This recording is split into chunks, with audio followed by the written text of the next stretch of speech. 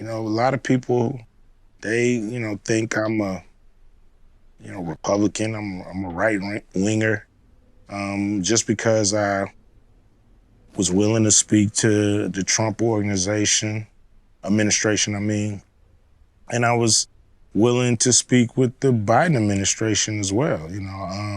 If we don't defend our freedom, people will take it from us. We deserve men that stand for strength, intelligence, leadership, and unity. With organizations like Black Men Network, our democracy will survive. God bless Black Men Network. So I remember reading you say something along the lines of, I didn't vote for Trump, I'm not a Trump voter. You actually attacked Trump at one point, but you were willing to meet with Trump. Do you think that crossed a line? I think some people didn't like that, but I think it's idiotic. Enemies meet. Right. They talk.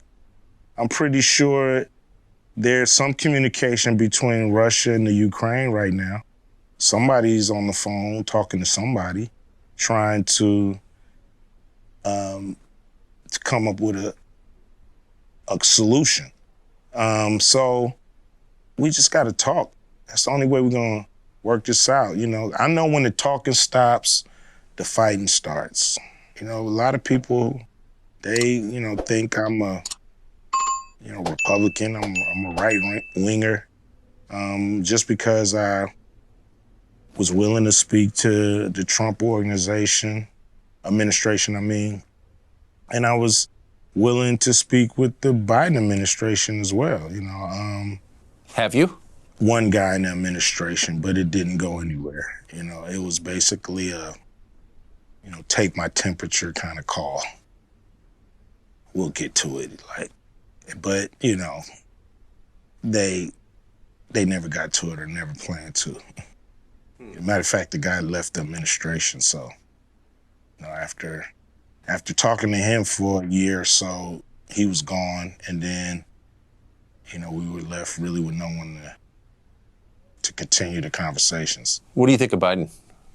I don't think he's given the people who put him in exactly what they thought they were going to get from him. But his most loyal voters, according to the polls anyway, are Black voters, particularly Black women. Mm-hmm.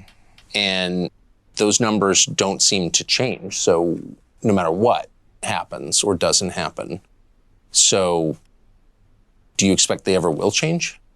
Whether they become independents and not vote for anybody who's not bringing it. It's like people want your vote. They have to do something to earn it. If they don't earn it, why are you going down there and pulling that lever? Because the other side hates you. That's the pitch they make. We may suck, but the other side hates you. You're supposed to dance with the person you brought. Yeah.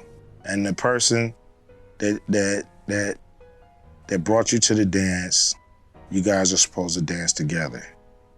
And if that doesn't happen, you got to go find another dancing partner before the night is up and the music stops. I don't always agree with Tucker Carlson.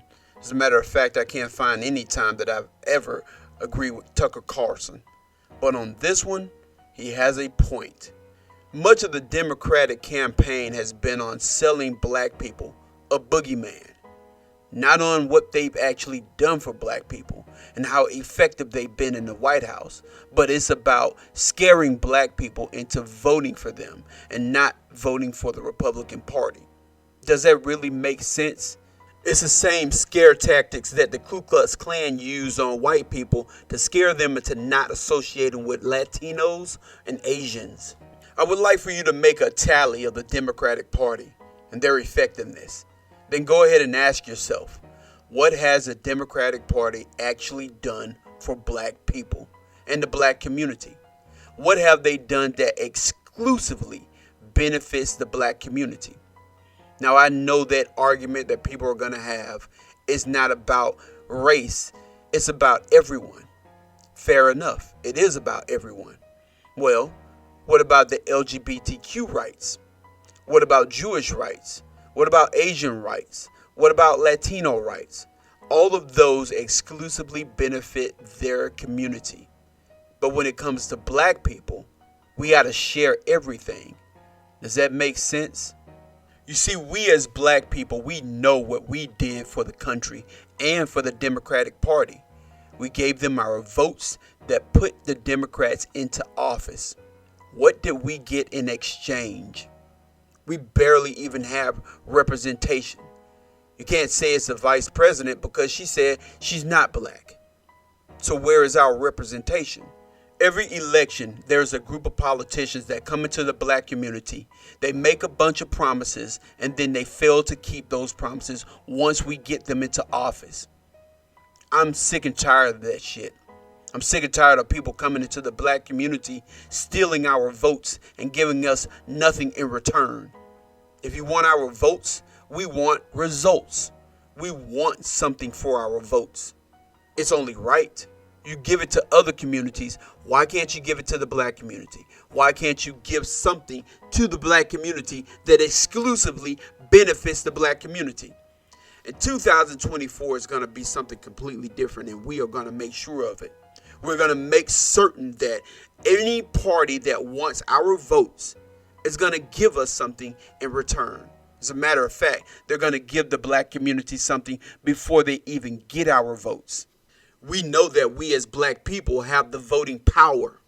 That's why they come to our community asking for the black vote.